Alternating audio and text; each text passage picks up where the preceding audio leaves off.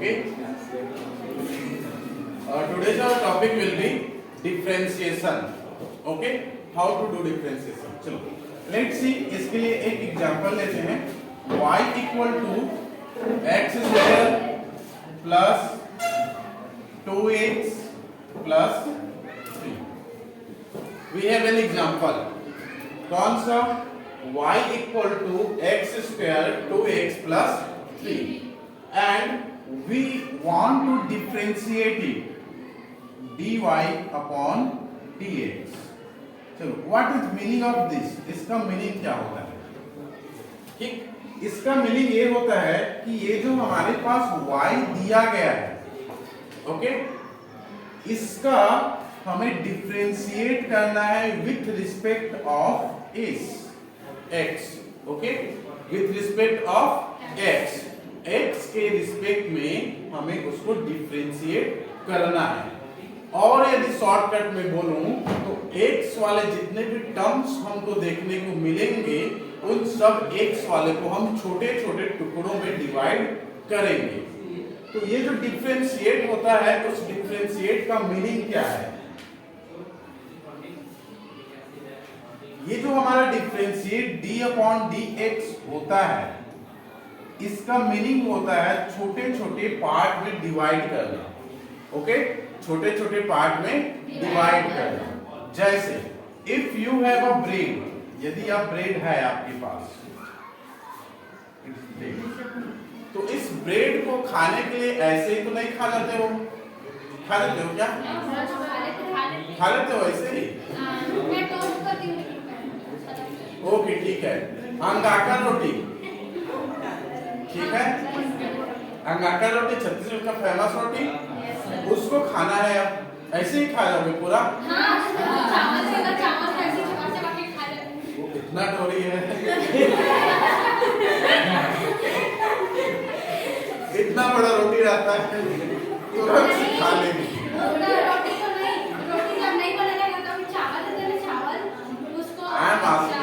इतना बड़ा जो हम रोटी बनाए रहते हैं, तो वो जो अंगाकर रोटी है लगभग इतना बड़ा रहता है. इतना रहता है ना? अब बोल रहा है ऐसा करके, अब वो बोल रहे हैं इतना बड़ा रोटी को एक साथ खा जाओगे. अब सोचो. ओके, तो ठीक है, करते क्या है, इस रोटी को फर्स्ट वी डिवाइड दिस, इसको डिवाइड करते हैं. अब इस डिवाइड किए हुए को हम छोटा छोटा टुकड़ा करते हैं और छोटा छोटा टुकड़ा कर करके खाते हैं, है ना? तो किसी भी चीज को, किसी भी वस्तु को स्मॉल स्मॉल पार्ट में डिवाइड करना. Okay, dividing anything in a small things is known differentiation. किसी भी चीज को छोटे छोटे टुकड़ों में डिवाइड करना क्या कहलाता है? डिफरेंशिएशन कहलाता है. ठीक है. In terms of physics and mathematics, किसी भी चीज को, किसी भी पार्ट को स्टडी करने के लिए उसको छोटे छोटे टुकड़ों में डिवाइड किया जाता है और उस डिवाइड किए हुए चीज को हम क्या कहते हैं? डिफरेंशिएशन कहते हैं. For example, in our daily life, suppose आप सब्जी बना रहे हो, ठीक है, क्या बना रहे हैं? सब्जी बना रहे हैं. अब सब्जी बनाने के लिए कितना नमक लगा है, कितना मसाला लगा है, कितना और मिर्च लगा है, इन सबको टेस्ट करने के लिए हम उसमें से एक चम्मच या फिर एक स्पून उसमें से हम क्या करेंगे? निकालेंगे और उसको टेस्ट करते हैं. ऐसे तो नहीं होता कि टेस्ट करने के लिए पूरे सब्जी को ही खत्म कर दिया जाए. ओके, सो इसको हम क्या कहते हैं? जो छोटा सा चम्मच निकाला है, उसी टेस्ट करने के लिए जो निकालते हैं उसको हम क्या कहते हैं? डिफरेंशिएशन करते हैं. चलो, अब इसको करते कैसे हैं?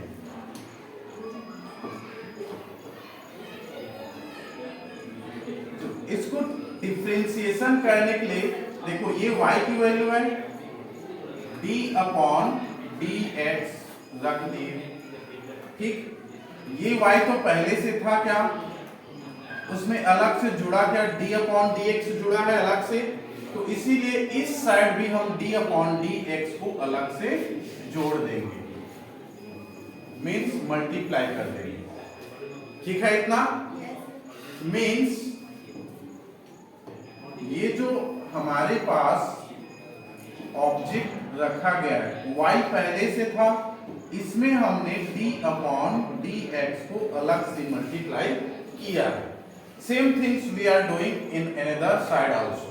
ओके, इतना क्लियर है? अगला हम देखते हैं इसकी प्रोसेस को।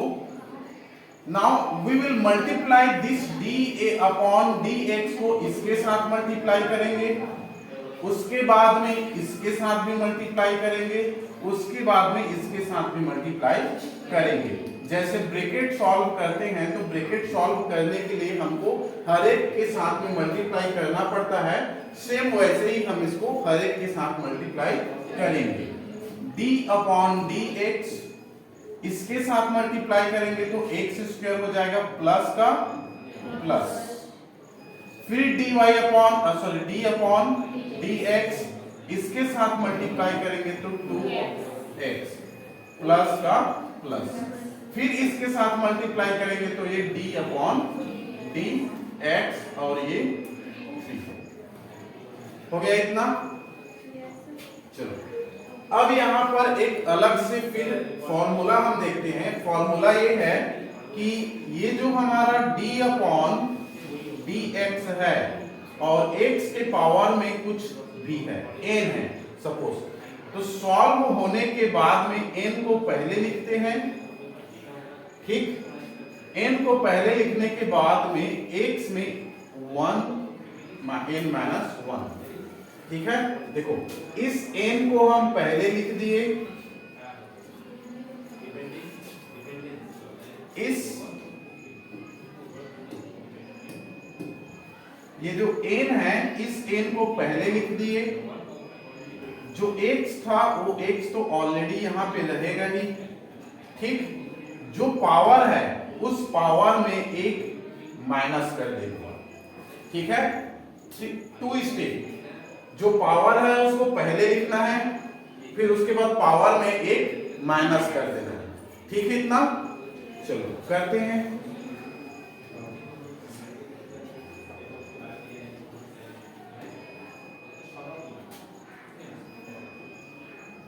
क्या होगा, इसमें पावर कितना है 2 को पहले लिखेंगे, क्योंकि देखो फॉर्मूला में पावर को पहले लिखे ना, 2 को पहले लिख दिए। उसके बाद में x तो जैसे है वैसे रहेगा ही, क्योंकि देखो x जैसे था वैसे है। अब उसके बाद जो पावर है उसमें कितना माइनस करना है 1। इतना हो गया, ये वाला प्रोसेस कर लोगे।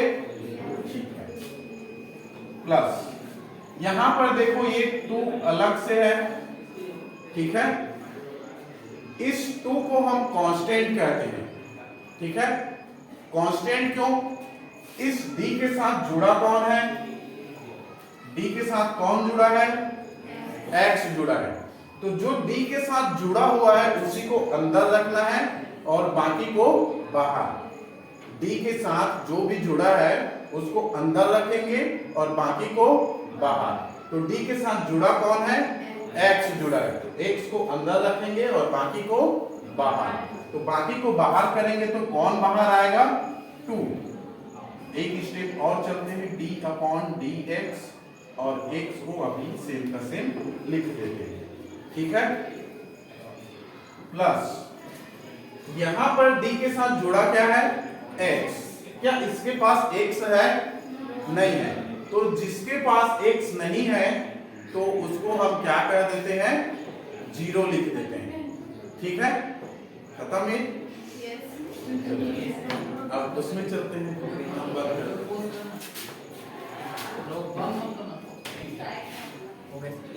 ओके, चलो देखते हैं। लाइट चले जाने के कारण हम काम चला रहे हैं, क्योंकि वी आर। अब जो रूल मैंने बताया अभी कौन सा रूल? एक फॉर्मूला बताया, d अपॉन डी एक्स। यहां पे क्या था? x to the power n equal to n कहा जाएगा? फर्स्ट में देन आफ्टर x के पावर n माइनस 1 ओके। इस फॉर्मूला को हम पूरे यहां पर अप्लाई करेंगे। चलो इस पर चलते हैं। देखो ये x हो गया, यहां पर भी x है, यहां पर 2 है, 2 की जगह में n है। तो जैसे n को पहले लिखे वैसे 2 को भी पहले लिखेंगे। क्या x है फॉर्मूला में, तो यहां पर भी x, n माइनस 1 है, मतलब जो भी पावर था उसमें कितना माइनस 1 किए 1, तो 2 माइनस 1 हो गया इतना। और d अपॉन dx का काम खत्म, ठीक है, एक बार ही उसका काम रहेगा। प्लस अब देखो किसकी बारी, इसकी बारी। तो देखो मैंने आपको ये बता रहा था कि ये जो d के साथ में जुड़ा कौन है x, तो जो जुड़ा है उसी को अंदर में रखना है।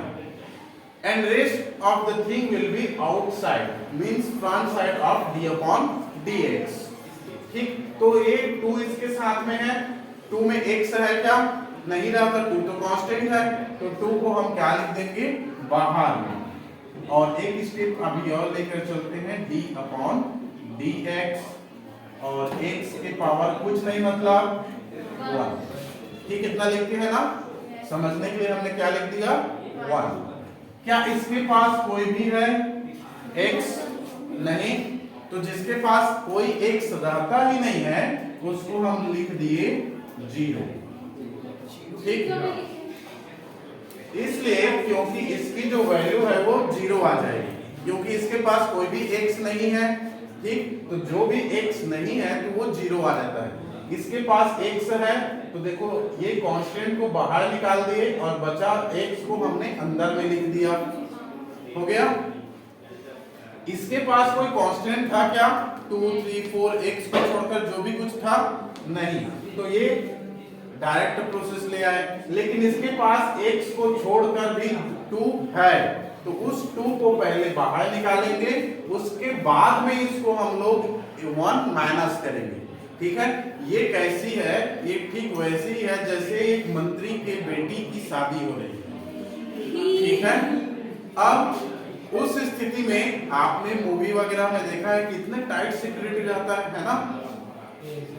आपको इनविटेशन कार्ड दिया जाएगा, यदि इनविटेशन कार्ड आपके पास है तो आप उस शादी में एंट्री कर सकते हो, तो भी आप एंट्री नहीं कर पाओगे।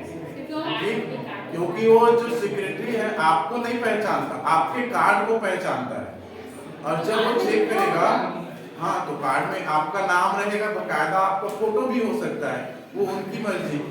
तो जिसके पास वो जो इनविटेशन कार्ड रहता है they may get enter, otherwise may not ना, वो एंटर नहीं कर सकता। सेम सिचुएशन ये भी है, शादी कार्ड वाला सिचुएशन। इसमें शादी कार्ड कौन है पता है, ये जो d के साथ जुड़ा रहता है वो इसका शादी कार्ड है। d के साथ कौन जुड़ा है x, तो जो x के साथ जुड़ा है वो शादी कार्ड है। यदि इसके पास x है तो वो यहाँ रहेगा, यदि नहीं है तो नहीं रहेगा। तो देखो ये x है तो ये रहेगा। इसमें देखो d के साथ जुड़ा है x, ये 2 तो x नहीं है ना, तो 2x नहीं है तो शादी से वो बाहर, जो x है वो शादी के अंदर। इसके पास देखो, इसके पास कोई भी x है नहीं है, तो ये x नहीं है मतलब कि ये 0, वो शादी में देख भी नहीं सकता। ठीक है, वो गेट में भी नहीं आ सकता। ठीक, इसका मतलब ये 0। अब देखो इसको तो हमने देख लिया, तो ये सेम इसको सॉल्व कर देते हैं। 2x 2 माइनस 1 करेंगे तो 1 प्लस 2 तो वैसे का वैसे ही रहेगा क्योंकि ये d अपॉन dx के बाहर में है। इसका क्या होगा, इसका क्या 1 को पहले लिखेंगे, 1 को फॉर्मूला के अकॉर्डिंग क्या करेंगे पहले लिखेंगे। ओके, फिर x 1 माइनस 1, ठीक, क्योंकि n के जगह में 1 है और फॉर्मूला का 1 को तो लिखना ही लिखना है। Okay, if we solve it, 2x plus 2 1 जा 2 x to the power 0 and x to the power 0 equal to 1, 2x plus 2, ये हो गया हमारा डिफरेंशिएशन, ये भी आंसर है। ओके, कोई कंफ्यूजन यहां तक? नो? Okay, write down.